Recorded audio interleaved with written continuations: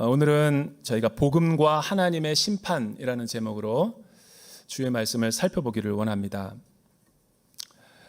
인생에서 이렇게 로마서를 강론할 수 있는 기회와 축복이 주어지다니 자다가도 일어나서 깜짝깜짝 놀랄 때가 많습니다. 목회자로서 어린 목회자가 이 로마서를 감히 강론한다는 것 자체가 축복이기도 하지만 도전이기도 합니다.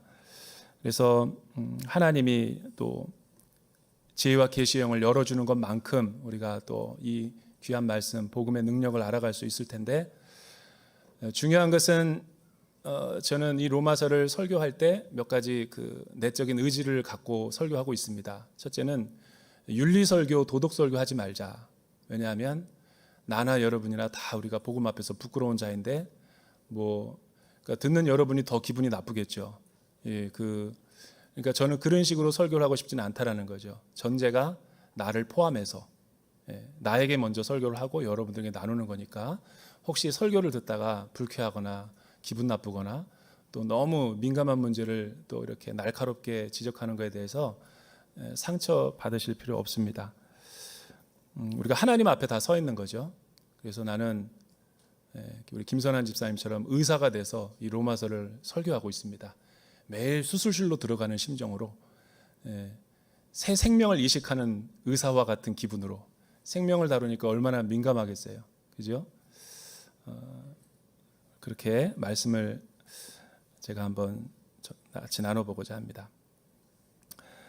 오늘도 사실은 이제 되게 무거운 주제죠. 지난주에도 되게 무거운 주제였지만, 그러나 이 무거운 주제를 다뤄야지만 우리가 이 복음의 탁월성과 복음의 우월성, 또 믿음의 효력이 무엇인지를 정확하게 캐치할 수 있기 때문에 불가피한 거죠. 이 요단강은 반드시 건너야지 이 가나안 땅이 나오는 것입니다. 어떤 무신론자들, 또 하나님을 싫어하고 진리를 마음에 두기 싫어하고 또 하나님의 반역하고 반항하고 불순종하고 신이 없다라고 주장하는 무신론자 내지는 철학자들은 가장 이 복음에 대해서 하나님 말씀을 경청할 때 싫어하는 것이 바로 이 부분이죠. 하나님은 선하시다니, 하나님은 선하시고 의로우시고 사랑이 많으시다라는 것을 받아들일 수가 없어요. 저와 여러분들은 믿음이 있기 때문에 이런 하나님이 믿음으로 설득이 되지만, 그분들은 굉장히 배타적이고 독선적이고 기독교가 납득이 안 되는 거죠. 왜냐하면 그들의 변론을 들어보면 그들은 되게 이성중심적이고 또 어떤 사변적인 그런 사람들인데, 논리에 의해서 만약 신구약 성경에 나오는 모든 내용, 하나님의 성품을 돌아보면 사랑이 많으시고 창조주이시고 또 선하고 의로우신 분이라면 왜 사람을 그렇게 무고하게 죽이고 진멸시키고 또 무책임한 행동을 그렇게 자행하시는가? 아무리 인간이 피조물이 연약하고 죄에 넘어진다 할지라도 사랑의 하나님이라면 다 덮어줘야 되고 다 용서해줘야 되고 용납해줘야 되는 거 아닌가? 거기에 사실은 복음의 걸림돌이 있는 거죠. 그것 때문에 사실은 그들이 교회에 안 나오는 거예요. 여러분, 사형리로 복음을 전도하다 보면 심심치 않게 그런 분들이 반론을 제기합니다. 믿지 않는 우리 여성순의 남편들에게도 자녀들에게도 복음 증거하다 보면은 제일 마음에 납득이 안 되는 부분이 그 부분이죠. 그러나 여러분, 한번 이 부분에 대해서는 진지하게 우리가 한번 믿음의 눈에서만이 아니라 이성적으로 한번 사고해 볼 필요가 있어요. 그들의 주장이 다 틀린 건 아니에요. 선하시고 의로우신 하나님, 사랑의 하나님은 심판할 수 없다. 지옥을 만들 수 없다. 그에 대해서 우리는 뭐라고 답변해야 되는가? 저는 오히려 그것이 선하지 않은 하나님이다라고 생각합니다. 그들이 만들어내고 그들이 가공해낸 그 하나님, 이성중심의 하나님은 정말 선하신 분일까? 이 불의하고 죄악이 가득하고 악인들이 득세하는 이 불의의 현상을 보고도 관망만 하고 심판하지 않고 의로운 사람과 불의한 사람을 같이 한데 묶어가지고 죽게 만드는 것이 과연 선하고 아름다운가? 예컨대 우리나라 이산 가족은 1,000만 명이 넘습니다. 근데 김일성이 우리를 침략해서 완전히 한 민족의 동족 상잔의 비극을 일으켰지만 선하신 하나님이다 그래서 그거를 무책임하게 심판날에 가만히 방조하고 관망만 한다면, 또 유럽의 히틀러도 마찬가지죠. 오히려 그게 더 불의한 하나님이에요. 왜 이런 일이 벌어졌을까? 여러분, 사람들 안에서 선하고 의롭고 사랑이 많다, 진리의 기준은 다 인간의 잣대고 고무줄 개념이죠. 왜냐하면 지금 우리가 하나님을 떠나고 하나님과의 관계가 끊어지고 하나님 앞에 그 불순종하고 하나님으로부터 멀리 떨어져 있는 이 인류의 상태는 선악을 분별할 수 있는 기준이 우리에게 없어요. 여러분, 지금은 전시 상태와 똑같은 거죠. 예를 들어 평상시에 윤리와 도덕의 기준을 이야기한다면 그거는 설득력이 있어요. 그러나 지금 우리가 직면한 사회는 병원으로 말하자면 그냥 내과나 외과 수술 정도 하는 게 아니에요. 응급 상황이라고, 응급 상황. 거의 죽느냐 사느냐의 지금 인류의 상태, 하나님의 의 앞에. 그리고 여러분, 전시 상태에서는 사람을 죽이는 것이 죄냐 아니냐를 따질 수 없죠. 왜 그렇죠? 전시 상태니까. 그래서 상대방을 죽이지 않으면 내가 죽거든요. 그러니까 전쟁이 일어나는 거죠. 전쟁이 다 끝나고 났을 때 시시비비를 가리는 거지, 지금 인류의 상태는 하나님을 떠나고 죄를 범한 이후에 선악과를 따먹은 이후에는 우리가 무슨 선하다, 진리다, 의롭다 말할 수 있는 자격이 우리 가운데 없는 거죠. 따라서 그 철학자들과 궤변론자들의 변증은 잘못된 거죠. 성경의 하나님은 오히려 사랑의 하나님이시고 인간의 선과 인간의 의가 아니라, 인간의 진리 개념이 아니라 하나님의 절대선, 절대의, 절대 기준을 갖고 선악간에 심판하시기 때문에 하나님의 심판은 정확하세요. 그래서 때로 우리의 이성으로 하나님의 뜻을 헤아리는 게 어려울 뿐이지, 여러분, 마지막 날에 우리가 백보자 심판 앞에서 섰을 때 선악간에 판단하시는 게 인간의 판단이 아니라면 하나님의 판단이 가장 옳은 거죠. 그래야 우주의 하나님이시고 창조주의 질서의 하나님이신 거지, 우리는 하나님이 우리 아버지 같고 기분 나쁘면 때리는 자식의 부모와 같은 부모님이 아니죠. 그거를 놓쳐서는 안 되죠. 우리는 이 로마서 1장 16절과 17절 중요한 그 논지를, 복음에는 하나님의 의가 나타나서 모든 믿는 자들에게 구원을 주시는 하나님의 능력이 되며 믿음에서 믿음으로 말미암아 우리가 살리라 하는 그런 복음의 계시가 나타났다라는 것이 이 로마서의 전체 주제죠. 그 주제를 이야기하고 바울이 바로 복음의 탁월성을 이야기한 것이 아니에요. 바로 예수 그리스도가 왜 우리의 구원자가 되시는가를 논증한 게 아니에요. 그렇게 되면 마치 돼지에게 진주를 주는 것처럼 자신의 객관적인 지금 실존이 어떤지도 모르고 무조건 이 죄를 덮어 무조건 다 칭의를 통해서 하나님의 자녀가 되게 해준다? 하나님도 그런 분이 아니에요. 하나님이 그런 걸 원하는 게 아니죠. 여러분, 왜 전도하다가 교회 나오는 우리 지체들에게 진리의 말씀 앞에 섰을 때 왜 진리 앞에 반응하지 못하는 성도들이 있는 줄 아세요? 그거는 자기 내면의 세계를 정직하게 들여다보기 싫으니까 그런 거예요. 의사 앞에 섰을 때 자신의 옷을 벗기 싫어하니까 그런 거죠. 그러나 만약 우리의 내면을 정직하게만 우리가 성령님의 도움으로 들어볼 수만 있다면, 십자가 아래에 있는 나의 모습이 어떠한가를 정직하게만 내가 볼 수 있는 눈이 있다면, 용기가 있다면 그 사람의 영혼은 믿음으로 구원을 받는 거예요. 그래서 바울은 인류의 상태를 좀 더 세분해서 먼저 이방인의 상태가 얼마나 심각한지를 지금 보여주고, 두 번째 오늘 말씀부터는 유대인의 상태, 그러니까 이방인의 상태는 그냥 다 얘기했잖아요. 왜 한 줄로 이방인들은 하나님 앞에 영광을 잃어버렸다라고 쓰면 될 것을 28가지의 죄 목록을 써서 하나하나 낱낱이 구하고 있을까요? 그 정도로 핑계를 댈 수 없고 변명을 할 수 없는 우리는 죄인이기 때문에 그런 거예요. 여러분, 그들의 죄를 바울이 복음으로 진단했다면 이제 2장 1절서부터 11절에 있는 말씀은 인칭 대명사가 바뀌어요. 대의 3인칭 복수에서 2인칭 복수로 바뀌는 거예요. 교회 밖의 사람을 비판했다면 복음으로, 이제 복음 안에서 교회에 다니고 있는 먼저 믿은 유대인들과 같은 크리스찬들의 죄가 얼마나 이방인의 타락보다도 더 심각한 상태인지를 비춰주는 거죠. 어떤 말씀이 있는지 우리 한번 1절서부터 3절 같이 한번 읽어보죠. 1절서부터 3절 시작. 그러므로 남을 판단하는 사람이여 그대는 변명할 수 없습니다.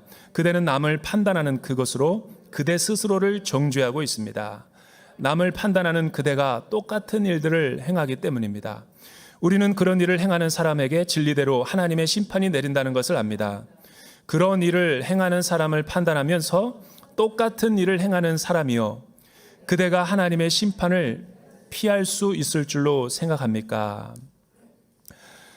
이 성경에서 그러므로라는 디오라는 단어가 나올 때는 굉장히 우리가 멈춰야 돼요. 왜냐하면 굉장히 중요한 지금 진술을 하고 있기 때문에.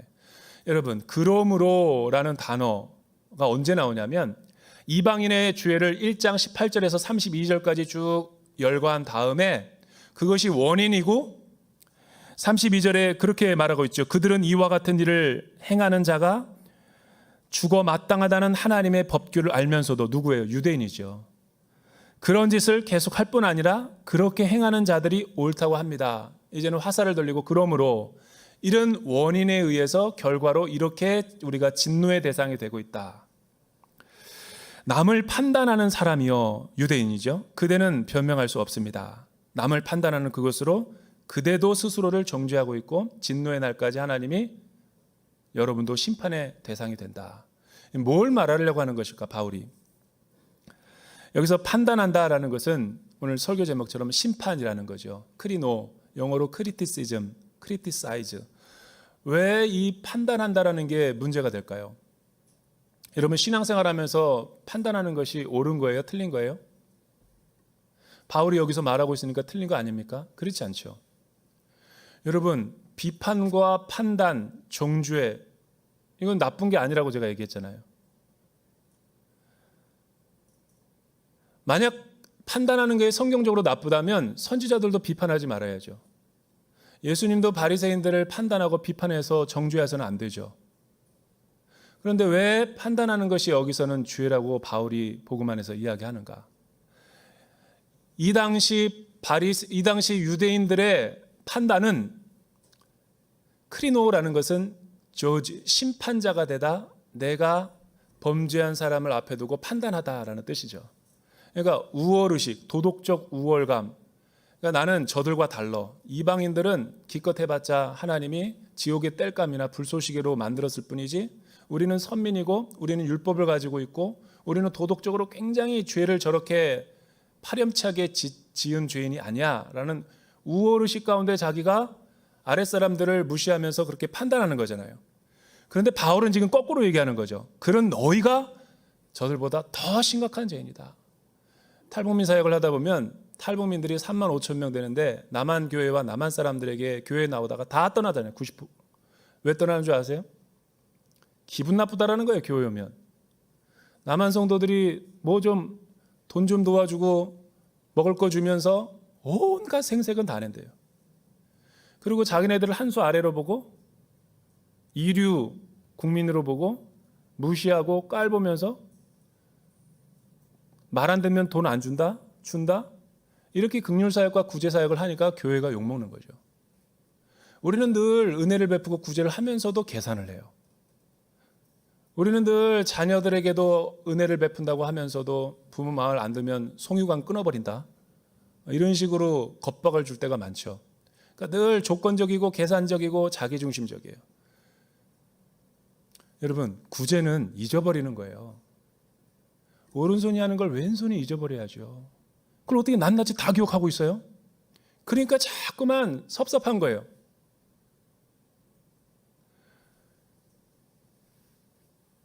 여러분 그것이 하나님 앞에서 엄청난 죄악이라는 거예요.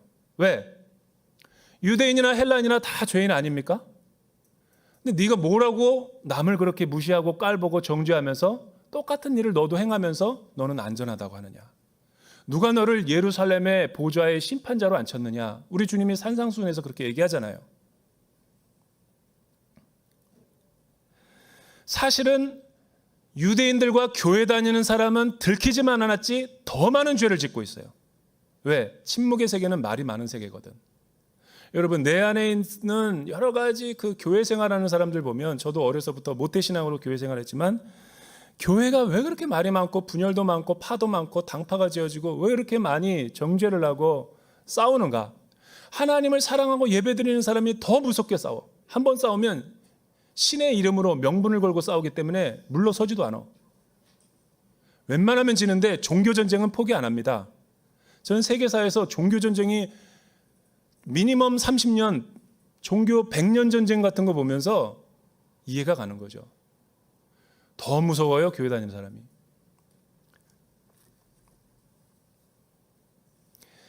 이거는 누가복음 15장 탕자의 비유를 지금 전제하면서 바울이 이야기하는 걸 거예요. 여러분, 탕자의 비유를 보면 아버지가 살아있는데 유산을 달라고 그러고 이방 땅에 가서 창기와 함께 허랑방탕하게 탕진하다가 쥐염 열매 먹고 아버지가 생각나서 그리워서 오잖아요. 그리고 그 오는 작은 아들을 맞이해주는 아버지가 살진 송아지와 금가락지와 새 옷을 입히는 것을 보고 첫째 아들이 분노를 일으키죠. 시기와 질투. 어떻게 아버지 그럴 수 있습니까? 그게 인류의 상태인 거예요. 여러분, 탕자는 이방인을 말하는 거예요. 거기에 첫째 아들은 한 번도 아버지 앞에 반항한 적 없고 불순종한 적 없고 아버지 집에 있었지만 더 큰 죄를 짓고 있죠. 왜? 여러분, 사실은 하나님 앞에서 봤을 때는 다 똑같고 하나님의 그 헷세대의 사랑은 다 제한이 없고 헬라인이나 유대인이나 다 차별이 없고 심판도 차별이 없고 의도 차별이 없는데 자기가 뭐라고 월권을 내서 아버지의 권한으로 비판하고 판단하냐는 거예요. 이렇게 말하는 이유는 자신의 영혼을 하나님 앞에서 들여다보지 않았기 때문에 그래요. 겉으로만 겉사람만 도덕적으로 윤리적으로 죄를 안 지었으니까 나는 깨끗하다 정결하다 그랬지 자기의 속사람을 말씀 앞에 비추지 못했으니까 그런 거죠. 여러분, 진짜 자기의 속을 보는 사람은 충격을 받습니다.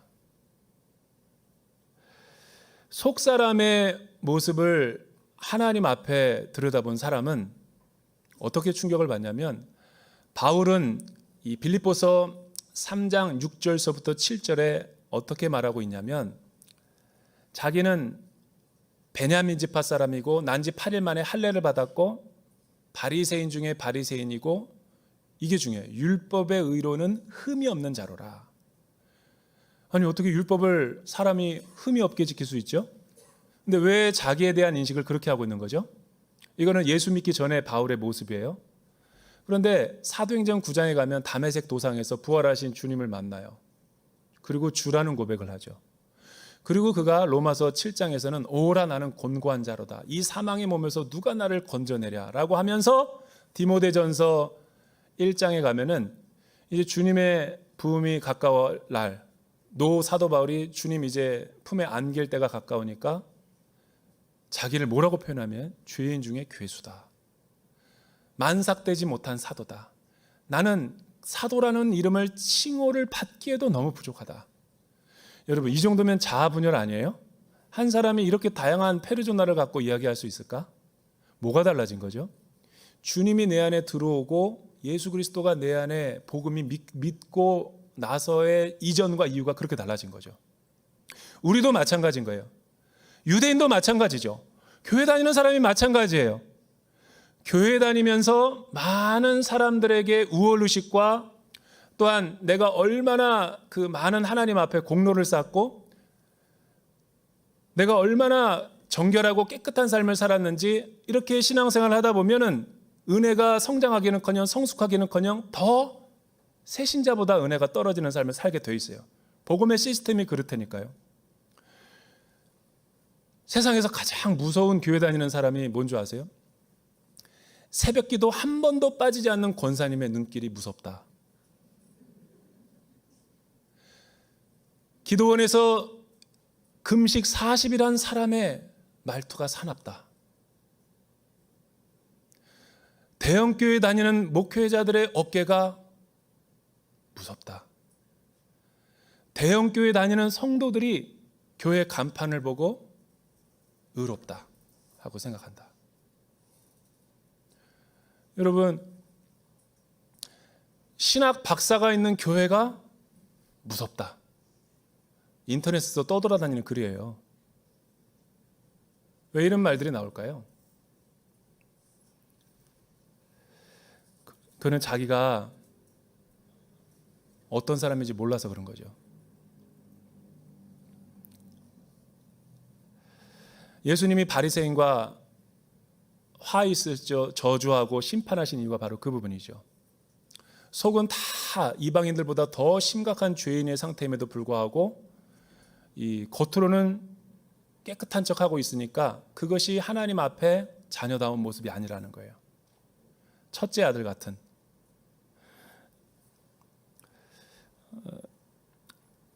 여러분, 비판은 나쁜 게 아니에요. 비판은 좋은 거죠. 그러나 유대인들의 비판의 문제점은 뭐냐면 자기를 제외하고 그렇게 비판을 했기 때문에 문제인 거죠. 우리는 다 연약하죠. 나도 연약하고 저러분도 연약하고, 그래서 우리가 말씀 앞에 비판하고 서로 크로스 체크하면 서로 건강한 거예요. 제일 무서운 공동체는 닫힌 공동체인 거예요. 사회비 이단 교주 같은 카리스마적인 목회자들이 왜 위험하고 넘어져요? 견제할 사람이 없는 거예요. 그리고 그거를 은혜라고 하는 거예요. 그거를 리더십으로 포장하고 있어요. 그 리더십의 이면에는 얼마나 다크 사이드, 어두운 그늘이 있는 줄 아세요? 달의 뒤에 표면처럼 은폐되고 무서운 독선과 배타주의, 그리고 악마 같은 괴물과 같은 모습이 있는 거예요. 한국교회가 다 보여줬잖아요. 권위에 도전하면 그걸 무섭다 그러고, 비판이 잘못된 게 아니라 자기를 제외하고 남들을 비판하는 것처럼 보이니까 그게 문제인 거죠. 항상 비판할 때는 자기도 포함해서. 제가 제일 존경하는 이 한국교회의 어른, 청년 때부터 멘토로 여기고 늘 쫓아다니던 손봉호 박사님의 책과 글을 제가 너무 좋아했어요. 이 가치관에 혼란이 있을 때 그분이 세계관으로 잡아준 게. 근데 그분이 85년도에 쓴 책이 유명한 책이에요. 별 수 없는 인간. 여러분, 그렇게 똑똑한 분이 왜 그런 제목으로 글을 냈을까? 그분은 늘 자기를 별 수 없는 인간으로 봐요. 하나님 은혜 아니고 의지하지 않으면 언제든지 자기가 타락할 수밖에 없는, 지금 기독교의 양심이라고 그러잖아요. 고신대학교 석좌 교수잖아요. 늘 청렴하고 청빈하면서 어떻게 그렇게 살아갈 수 있을까? 그래서 어느 신문 기자가 인터뷰를 했대요. 한국교회가 혼란했을 때, 스캔들이 일어나서 다 큰 별들이 다 지고 있을 때, 목사님, 교수님은 어떻게 생각하십니까? 늘 그렇게 똑같이 얘기해요. 아, 그래요? 정말 나도 그러지 않을까 굉장히 두렵네요. 더 조심해야 되겠습니다. 그거죠. 바로 그게 복음의 안에서 살아가는 사람들의 마음인 거예요. 나는 아니야, 나는. 여러분, 그 넘어진 분들과 성도의 신앙생활을 잘하다가 타락한 사람들을 보면 주변에서 그렇게 많은 말을 했대요. 마귀가 틈탄다, 조심해라. 너 그러다가 오래 못 간다. 나는 괜찮아. 나는 내가 얼마나 기도 열심히 하는데, 내가 얼마나 성경통독 열심히 했는데, 얼마나 내가 바이블 아카데미 많이 했는데, 그 교만이 자기는 늘 예외라는 것이 이렇게 만든 거예요. 두렵고 떨림이 없는 거죠.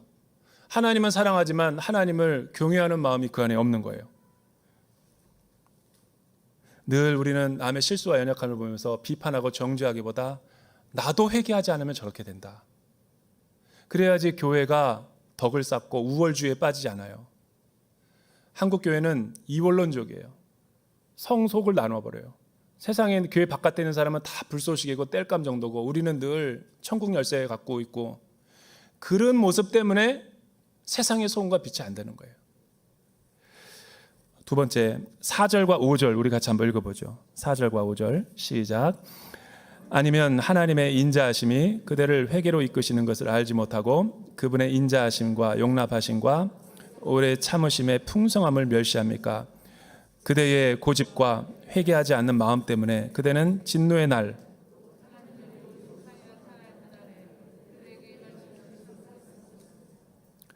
하나님은 저와 여러분을 믿음으로 말미암아 구원을 주지만 우리의 삶으로 심판을 하십니다. 여러분, 예수 믿고 구원받아도 하나님 앞에 섰을 때 우리의 행실과 우리의 삶으로 심판을 받는 거예요. 믿음으로 심판이 없어지지 않는 게 아니에요. 그러니까 구원을 얻는다라는 것과 하나님의 절대선 앞에 우리가 낱낱이 다 드러난다라는 것 자체를 혼동하면 안 돼요.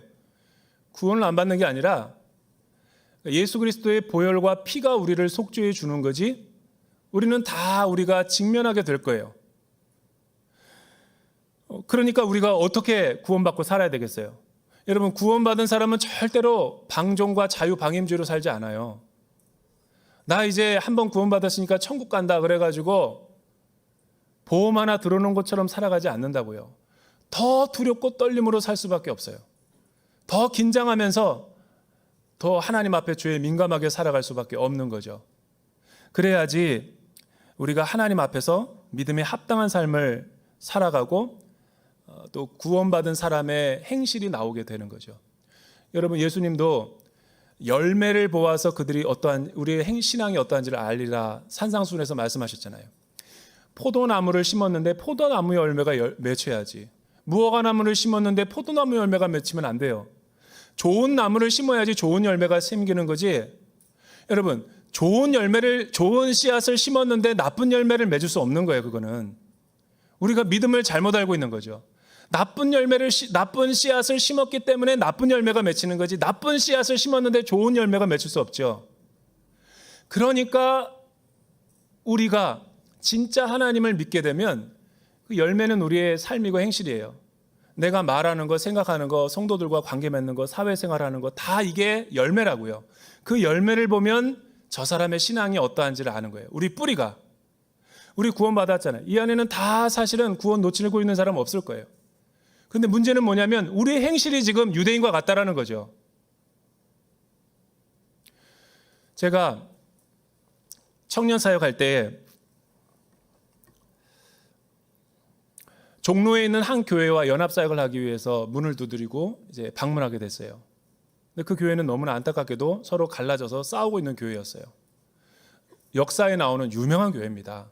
그런데 하 목사님이 거기 가서 이렇게 사역을 하기를 원하셔가지고 이렇게 개척하고 막 이렇게 그 네트워킹하고 그렇게 했는데 나는 충격을 받았어요. 왜? 주일날 오라 그래서 갔더니 좁은 골목길이 하나인데 교회가 나눠져가지고 1m를 앞두고 둘이 예배를 따로 드리고 있어. 주일날. 그리고 새가족 안내팀이 서로 주보를 나눠주면서 자기네가 이 교회라고. 나는 순간 어디로 가야 되는지 방향 감각을 상실했어요. 담임 목사님을 좋아하는 파와 반대파가 나눠가지고 1m를 놓고 그 소유권을 놓고 분쟁하고 싸우고 있어요. 여러분, 주일날 예배 찬양 선곡이 뭔지 아세요? 보통 크리스찬들이 데모할 때 쓰는 찬양은 투쟁가입니다. 마귀들과 싸울지라 죄악 벗은 형제여. 늘 적대 세력을 보고 자기는 옳다로 보죠. 나는 생각해 봤어요. 그 젊은 날에 봤던 그 교회 이미지가 도대체 하나님은 어떤 예배를 받아주실까? 두 교회 사이에서. 서로 옳다고 그러는데 왜 서로 옳다고 그러죠? 우리의 가정이 싸움이 일어나고 직장 안에서 관계의 갈등이 있고 교회 안에 분열되는 교회를 가보면 항상 자기가 옳다고 그래요. 자기가 잘못했다고 하는 사람은 한 번도 못 봤어요. 그러니까 유대인의 죄를 짓고 있는 거죠. 자기는 늘 옳다라는 거야. 이 나라 사회가 왜 이렇게 혼란스러워요? 자기는 옳다는 거야. 잘못하고 있는데도 옳대. 아집과 고집이죠. 그러니까 하나님이 그런 교회를 진노의 날 심판하기 위해서 계속 마일리지를 쌓고 있는 거예요.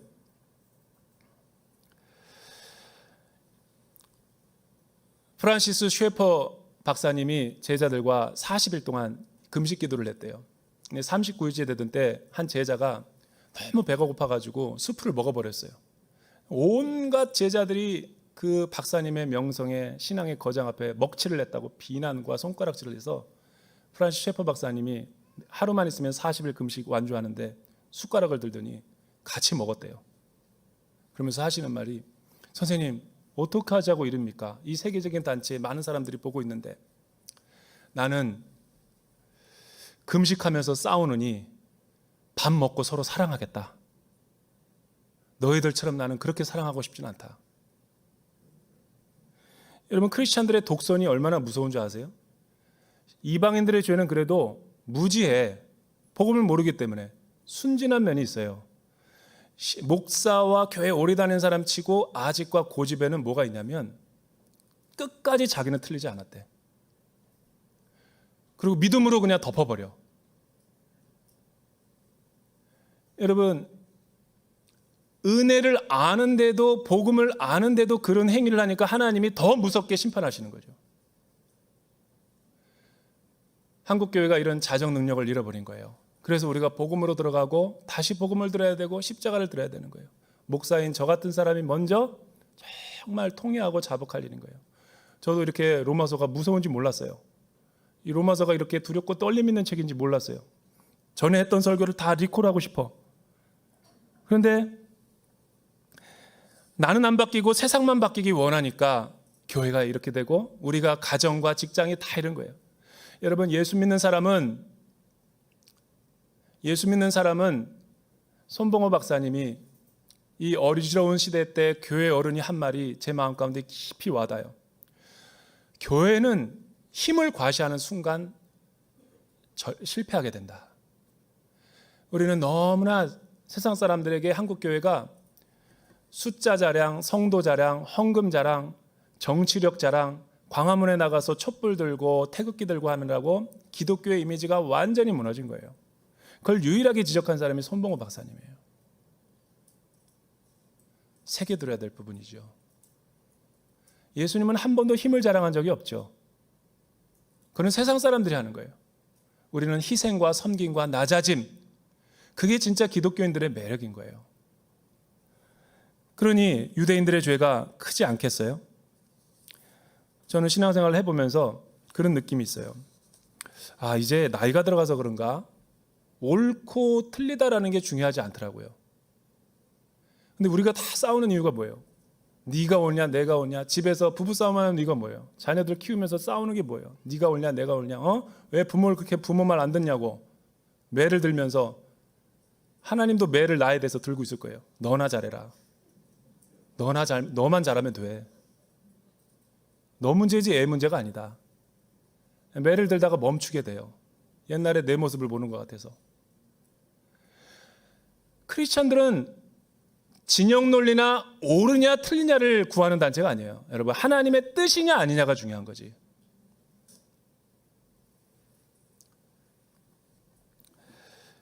아울리치 답사를 갔다 왔어요. 아울리치 답사. 왜 한국교회가 이렇게 온누리교회가 이렇게 야성을 잃어버렸을까? 우리 대전 온누리교회 세종교육관이. 아울리치 가자 그러면 다 네 가겠습니다 하고 하는 사람 없어요. 다 계산하고 계산기도 들기고 자기 휴가 빠지고 뭐 가족끼리 뭐 어디 가라고 회사 일 때문에 출장 간다고 뭐 다 빠져. 그리고 입버릇처럼 하는 게 뭐냐면 늘 바쁘대. 분주하대. 뭐가 그렇게 바쁘고 분주하냐고 그랬더니 다이어리를 보여주더라고요. 정말 빽빽하더라고요. 근데 그거 누가 만든 거냐고. 본인이 날짜 쓴 거잖아. 하나님이 그 날짜 그렇게 쓰라고 그랬냐고. 여러분, 예수 믿고 구원받았다는 건 뭐냐면 하나님의 통치와 주되심을 인정하고 살아겠다는 거예요. 그러면서 우리는 다 시간 없고 바쁘다고 하는 핑계가 뭐냐면 내가 내 스케줄과 내 휴가 다 짜놓고선 아울리치 할 시간이 없대. 만약에 하나님의 일과 기도할 시간, 예배드릴 시간 없이 바쁘다면 그게 바쁨이 진짜 좋은 건가? 그게 진짜 잘 살고 있는 건가 내가? 지우개로 지워야죠. 여러분, 누가 시간이 많아가서 아울리치 가나? 내 시간과 귀한 물질을 다 십자가에 못 박고 희생하고 가는 거예요. 왜? 여러분, 아울리치 현장 가면은 다 지금 분열하고 양극화 돼가지고 우리만큼도 안 돼요. 다 초토화가 돼가지고 일어날 힘이 없어. 목사님, 사모님들조차도. 근데 아울리치가 손잡아 주는 거라는 걸 알았어요. 손잡아 주니까 눈물을 글렁글렁 거리더라고요. 우리 동기 목사가. 아울리치는 손잡아 주는 거예요. 뭐 특별히 우리가 가는 게 아니라 내가 할 뭐가 은사가 있어서 가는 게 아니라 함께 해주면서 사람들이 사랑과 은혜를 느끼는 거예요.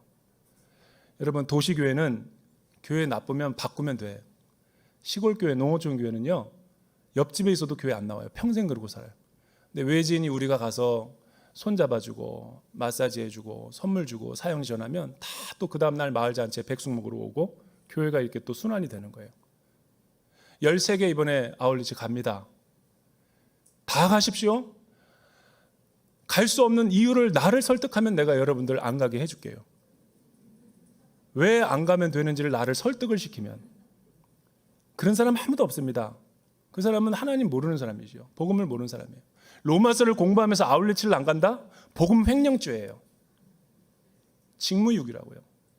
그 사람이 정말 크리스찬이라고 할 수 있나? 왜 다른 사람들은 한 번도 복음을 듣고 있지 않은 채 죽어가는 동안 나는 앉아서 복음을 계속 듣고 있는가? 이 하나님의 말씀에 반응해야 돼요. 다 가셔야죠. 아울리치 다 가야죠. 김 목사 그만해. 그만할게요. 기도하겠습니다. 하나님 아버지, 우리가 다시 말씀 앞에 서 있습니다. 우리는 늘 부족하고 연약하고 넘어지고 쓰러집니다. 예수를 믿어도 내 중심적으로 믿고 하나님의 뜻에 따라서 믿지 못하는 나의 모습을 봅니다. 주님, 우리가 다시 가슴을 찢고 통회하며 십자가로 돌아가기 원합니다. 다시 우리가 복음을 듣기 원합니다. 하나님, 내 삶이 복음을 살아내는 제자가 되게 하여 주시옵소서. 예수님의 이름으로 기도드립니다.